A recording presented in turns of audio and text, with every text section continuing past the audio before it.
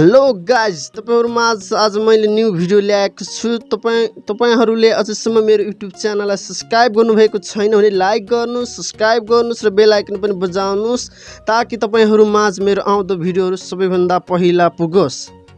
हामी आज तपाईहरुमाझ यस भिडियोमा PNG कसरी बनाउने र कसरी राम्रो क्वालिटीमा PNG बनाउने भनेर सिकाउन गइरहेका छौं।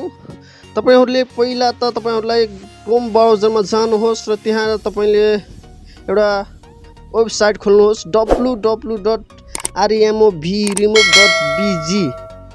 तपाईहरुले यस वेबसाइटलाई खोल्नु भएपछि तपाईहरुलाई यस्तो इन्टरफेस आउँछ। तपाईले देख्नु भएको छ त्यहाँ अपलोड इमेज।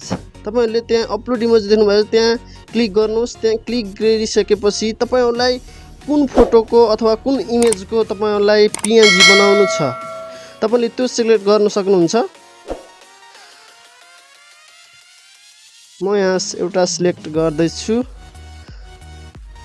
हेर्नुस्, मैले यो फोटो मैले सिलेक्ट गरे। यसलाई म PNG बनाउँदै छु। यो मैले फ्री फायरबाट तानेको थिएँ। यसलाई म PNG बनाउँदै छु।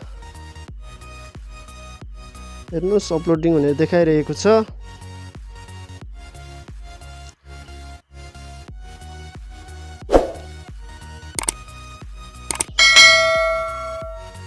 एकछिन टाइम लागेको छ। तपाईहरुले देख्न सक्नुहुन्छ। यसलाई हेर्नु, PNG बन्यो।